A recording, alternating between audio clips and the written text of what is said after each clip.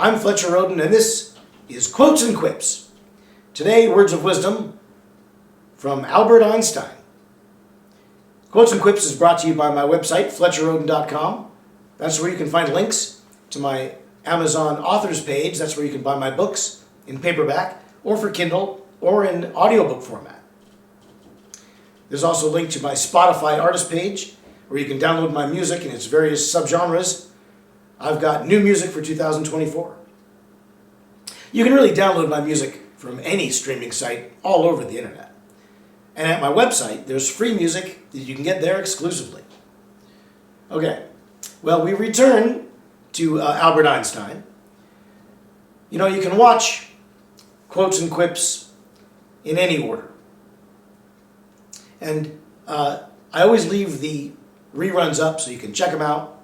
So this may be the first Albert Einstein Quotes and Quips you're seeing, or it may not be. Either way, if it's new to you. So here is the quote from Albert Einstein.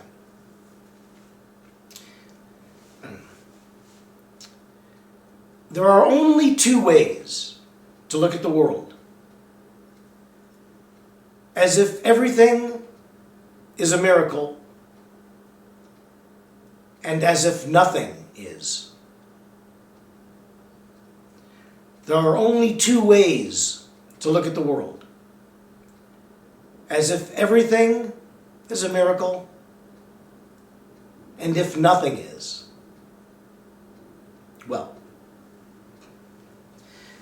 you know, Einstein was a real optimist and a real humanitarian, and very liberal thinking. He was a real peacenik. You know, he was a peace-loving guy and an intellectual, a real thinker. He's so oft quoted. His brain is said to be something like 10% bigger than the average person's brain. I'm not sure if that's exactly true, but I wouldn't be surprised by the incredibly brainy things he thought of and said. And this is one of his charming little quotes that are not mathematical equations so that people, by and large, can kind of understand it. I mean, you know, I still scratch my head when I look at E equals mc squared. I get half of it. The other half, I don't read numbers. So, but I like words. And, I mean, you know, anyway, so this one, it speaks to the softness, the kindness in his heart and of his worldview, but also of his open mind. You know, the guy, he was Jewish. And so he had some religiosity in his upbringing.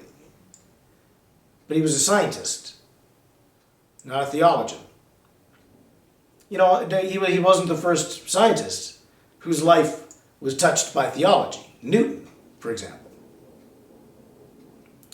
And when you're a scientist, you don't speak of things like miracles. Miracle? Why, that's the work of divinity. And divinity is the enemy of science, one might say. I can imagine friend of the show Ricky Gervais saying, well, you can't have a miracle in science. In science, everything can be explained. And if it can be explained, it's a reaction to an action or, you know, an instigation, and therefore it's not a miracle.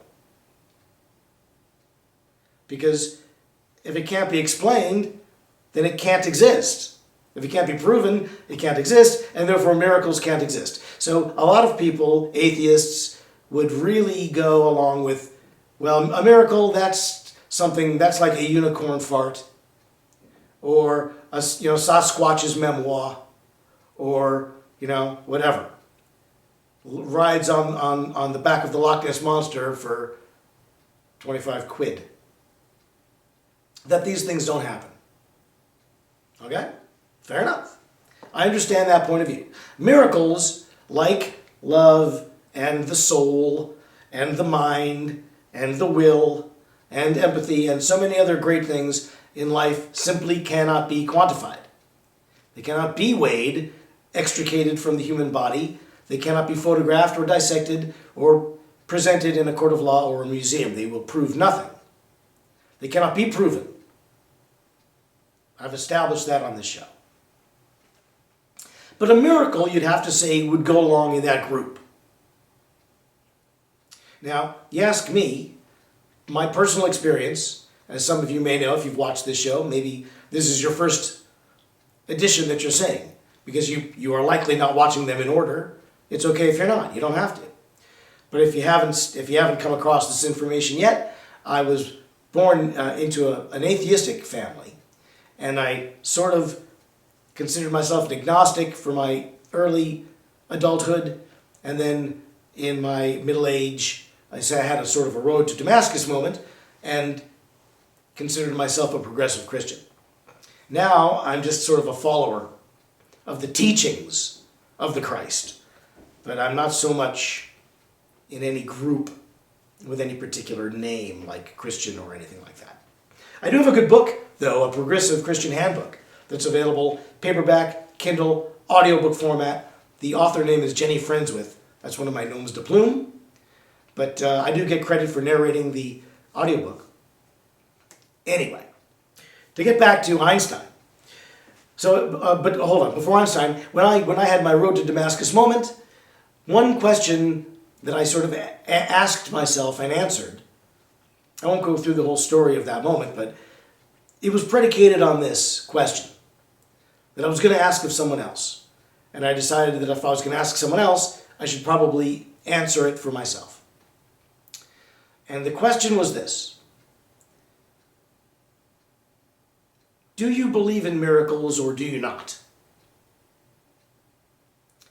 And my answer was quickly yes, because I knew in my heart that there were things that I didn't understand, and that a world without miracles would be a grim place. And, long-time agnostic that I was, born an atheist, raised an atheist, my answer was yes.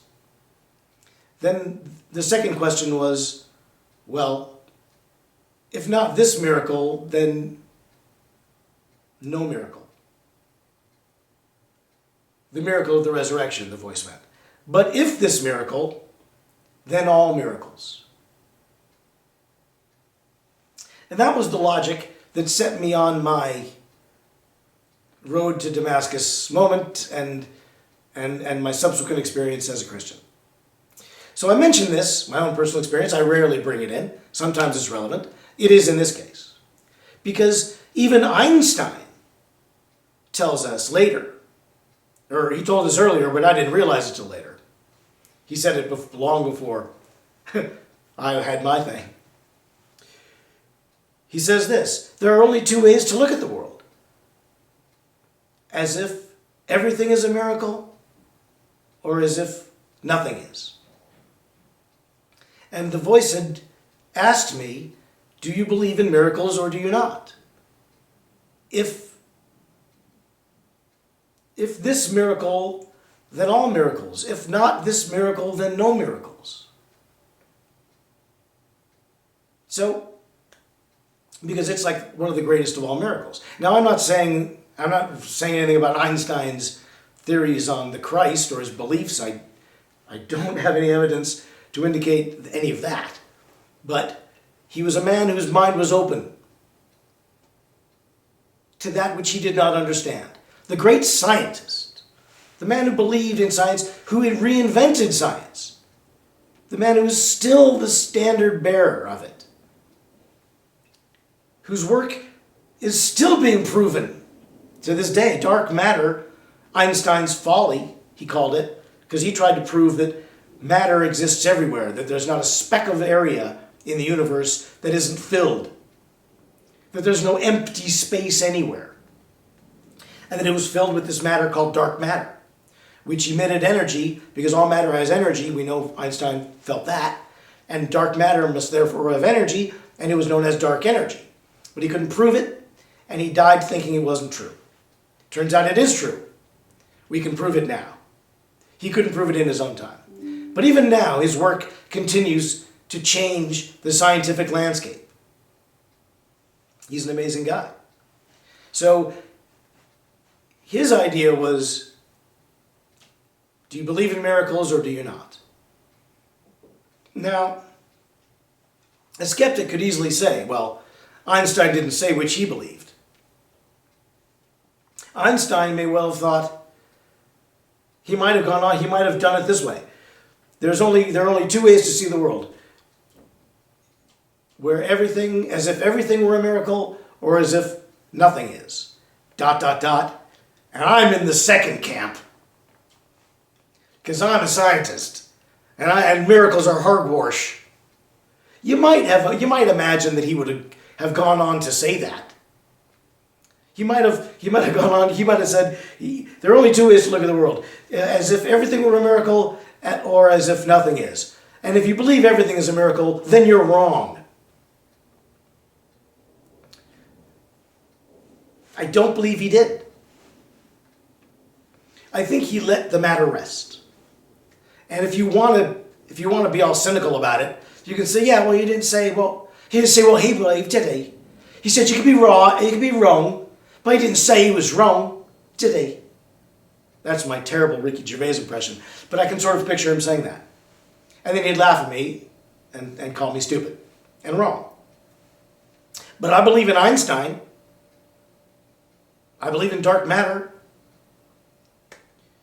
I believe that there are two ways, there are only two ways to see the world. As if everything were a miracle, or as if nothing is. Now think about it. Just the fact that we're here at all. I mean, mathematically speaking, we're not alone in the universe, we know that. But it's still not the case that life is so overabundant that you can see how it just happens everywhere all the time. It's still rare enough. Certainly we're not alone, but we're not common as far as we know.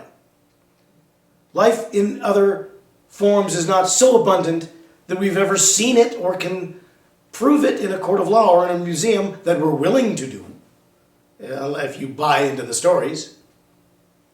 So, we can't prove any of that, but mathematically we make assumptions that there must be life. But it's rare. And it continues to be rare.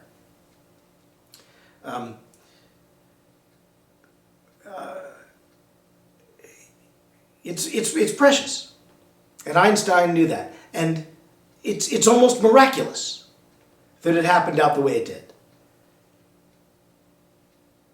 And if you don't believe that all these, the mathematical likelihood of our existence is really slim. I mean, there are things that people have described that they cannot explain. And you can say that they have illusions of tricks of the mind, or hallucinations, or they fall into a kind of a comatose state where they dream these things and they're so vivid that they take the dream for being real. There are ways you can explain all that. But even Einstein said you can believe or you cannot believe. That everything is a miracle or nothing is. The love, that has to be believed in and cannot be proven. So therefore, is it a miracle? Well, it doesn't happen that often, not true love. It is kind of a miracle. But if you don't believe in miracles, you probably don't believe in love either. Or any of those other cool things. But I believe that Einstein did. There are only two ways to look at the world. As if everything is a miracle, or as if nothing is. So, take those words with you. Until next time, I'm here every Monday at noon, right here on this YouTube channel. I leave the reruns up, so you can always go back and look at them. You don't have to watch them in any particular order, but you might see the name Albert Einstein pop up on a few of the title cards. So, however, we quote him a lot. There's also another show called Tracking the Lone Wolf that you'll see on its own channel, Tracking the Lone Wolf. That's from last year. 24 episodes of that. You can also watch them in any order. Fascinating stuff. Subscribe there, subscribe here. Check out my website, enjoy my books and my music, and come back soon. Until next time. Bye, Mary.